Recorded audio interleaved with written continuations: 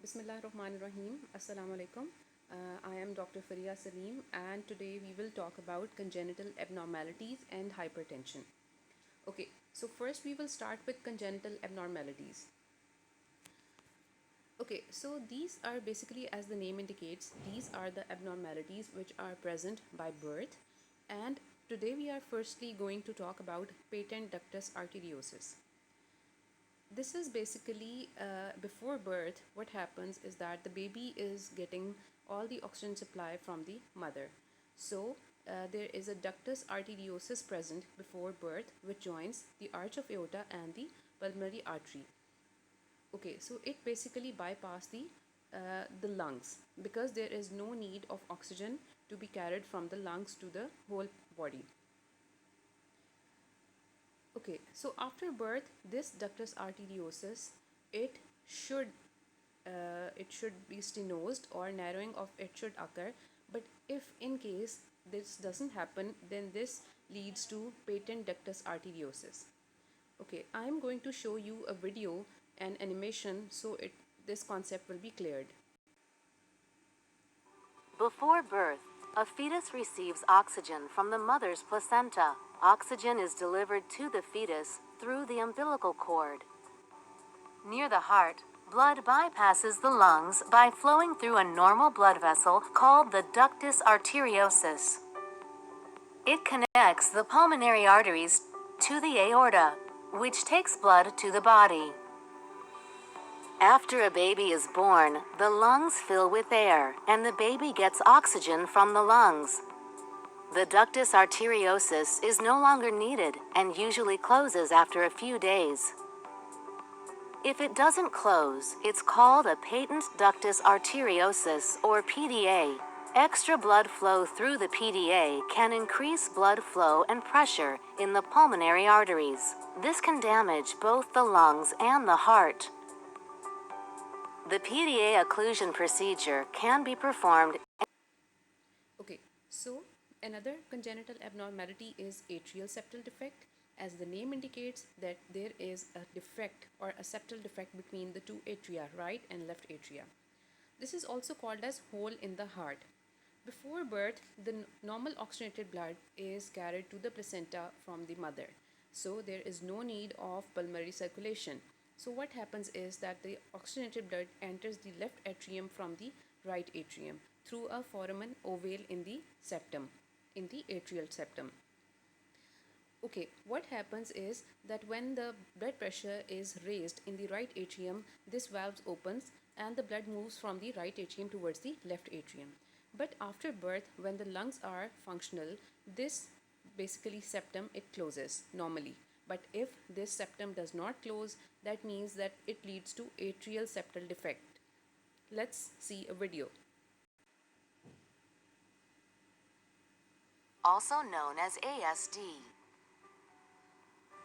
The most common type of ASD is called a secundum atrial septal defect. A secundum atrial septal defect is a hole in the wall between the two upper chambers of the heart. Before birth, it is normal to have an opening called the patent foramen ovale in this wall. This opening usually closes shortly after birth. Sometimes the wall between the chambers doesn't develop completely. As a result, an abnormal hole called an atrial septal defect is left in the middle of the wall. This opening allows blood to move between the upper chambers, which increases blood flow to the lungs. If the hole is large enough, the increased blood flow leads to enlargement of the heart and can also damage the blood vessels in the lungs. Okay, the third type of congenital abnormality we are going to study today is coarctation of the aorta. This, as the name indicates, coarctation means narrowing, and the narrowing of the aorta occurs between the left subclavian artery and the ductus arteriosus. As you know that the aorta is the main vessel which is supplying blood from heart to the whole body.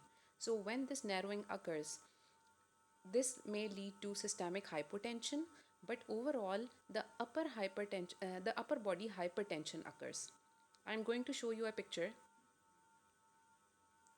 You can see on the left side that the aorta is not normal and there is narrowing of the vessel, while the right side is normal. Okay, the fourth abnormality we are going to study today is Fallot's tetralogy.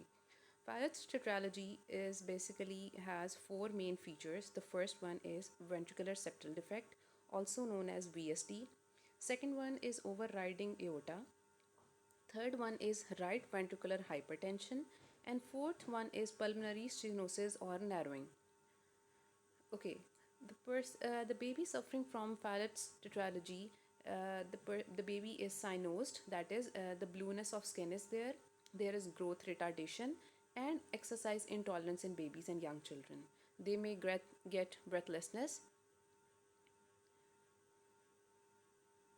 Okay, also the cardiac function is inadequate to meet the growing child needs. Surgical correction is also needed. So we have studied four main congenital abnormalities. The first one was patent ductus arteriosus, okay, which you remember that the ductus arteriosus, which should close after birth, it remains patent. It remains there, which leads to hypertension in the pulmonary area. The second one is atrial septal defect, which is the hole in the heart. So that means that after birth, the septum should be closed properly between right and left atrium, but it does not close, which leads to condition known as hole in the heart. And mixing of oxygenated and deoxygenated blood occurs. The third condition we read about today was coarctation of aorta. Coarctation means narrowing. The normal size of the aorta is narrowed in this condition, which leads to hypotension in systemic region. The fourth one was Fallot's tetralogy. In this, there are four main features. You must remember the first one is ventricular septal defect, the second one is overriding aorta, third one is right ventricular hypertension, and fourth one is pulmonary stenosis.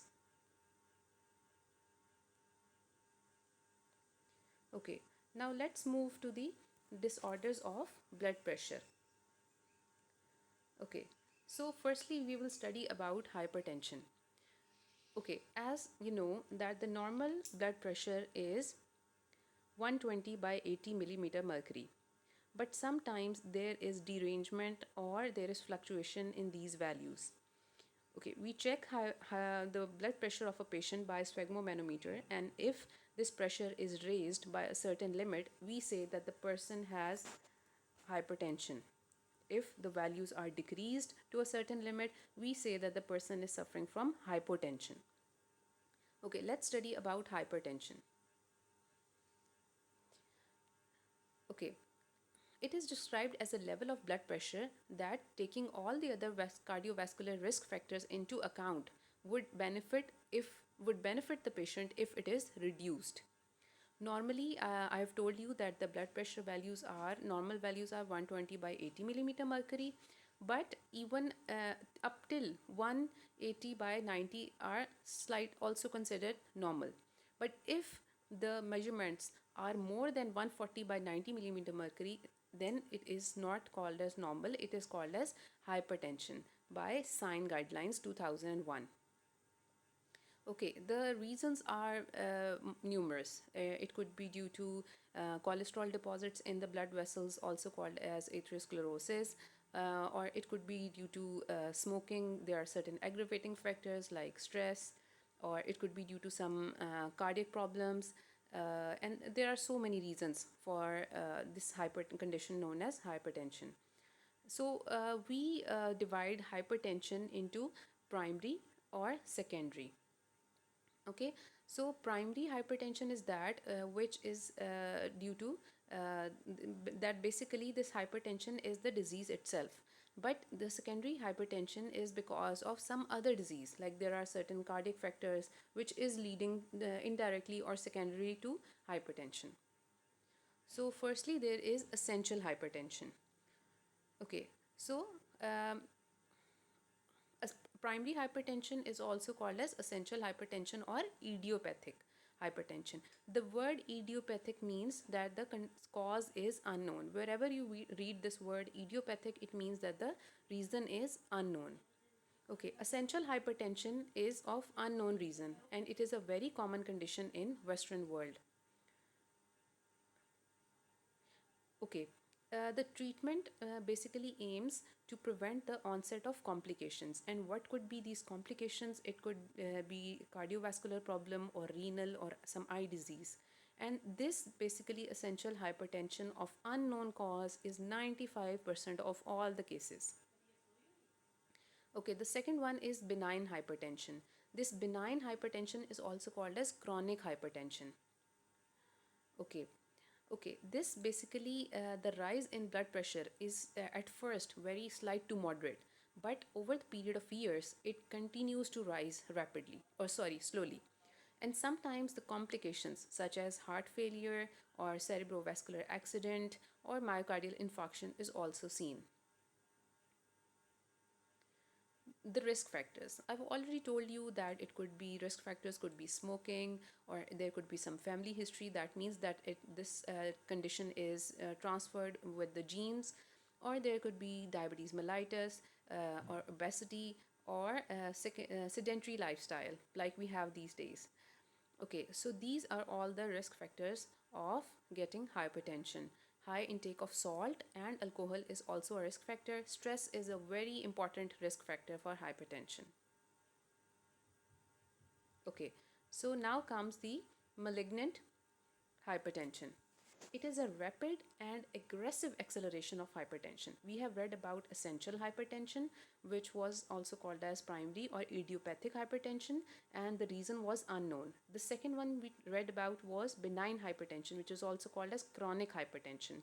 The start of benign hypertension was very slow, and the hypertension was raised mild to moderate, and it slowly increased over the period of years. But in malignant or accelerated, as the name indicates, that there is rapid and aggressive acceleration of hypertension disease.